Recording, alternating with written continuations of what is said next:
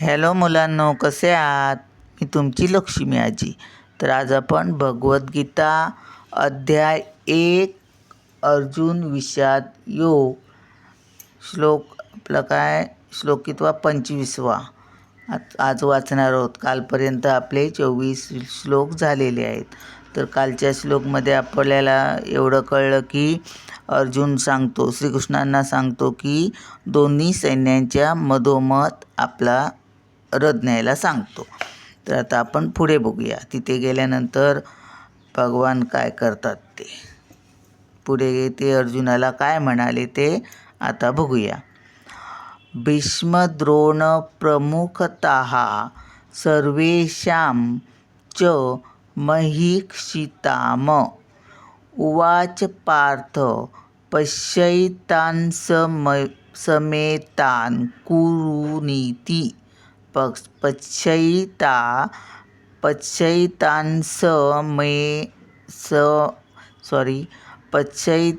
समवेतान् कुरूनीति.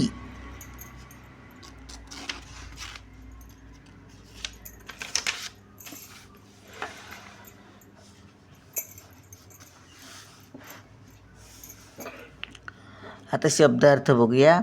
भीष्म म्हणजे पितामह भीष्म, द्रोण म्हणजे द्रोणाचार्य, प्रमुखतः म्हणजे च्या समोर, सर्वेषां म्हणजे सर्व, च म्हणजे सुद्धा, महीक्षिताम म्हणजे जगातील राजे, उवाच म्हणजे म्हणाले, पार्थ म्हणजे हे पार्थ, पश्य म्हणजे पहा, एतान म्हणजे या सर्वांना, समवेतान म्हणजे एकत्रित, कुरुन म्हणजे कुरु वंशातील सदस्य, इति म्हणजे याप्रमाणे.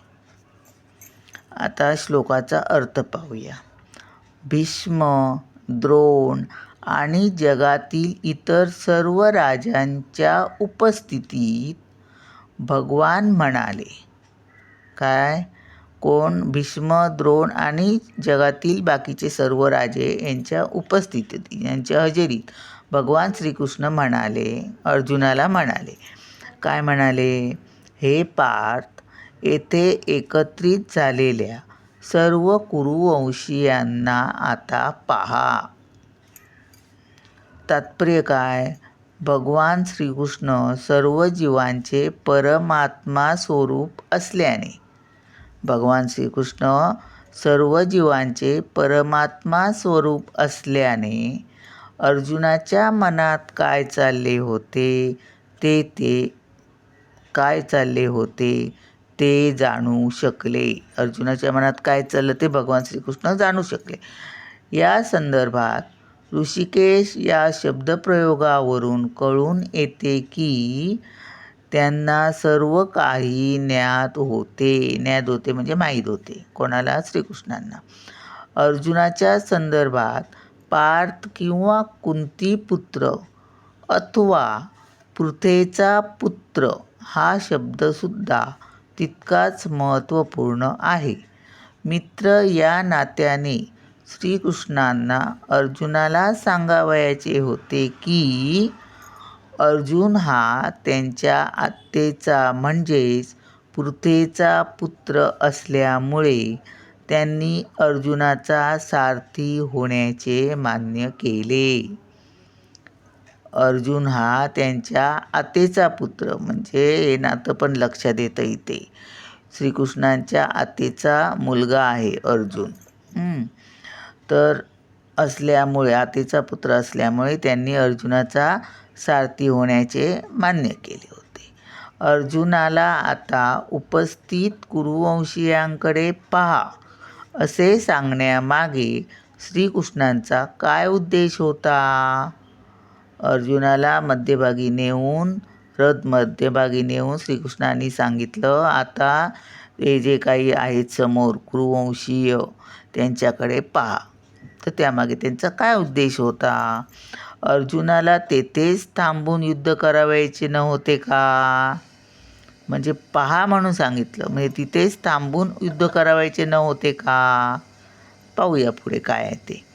श्रीकृष्णांनी आपली आत्या पृथा हिच्या पुत्रांकडून अशी अपेक्षा कधीच केली नव्हती. मित्रसुलभ विनोद करून अशा प्रकारे श्रीकृष्णांनी अर्जुनाचे मन पूर्वीच ओळखले होते. श्रीकृष्णांनी आपल्या आत्या पृथा हिच्या पुत्रांकडून म्हणजे आत्या तिचं नाव पृथा आणि तिच्या मुलांकडून म्हणजे 5 पांडवांकडून अशी कधीच अपेक्षा केली नव्हती.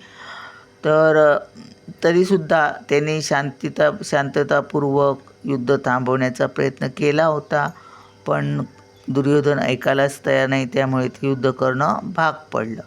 तर पुढे काय असणार ते आपण पुढच्या श्लोकमध्ये पाहूया. आता थांबूया. बस, बाय.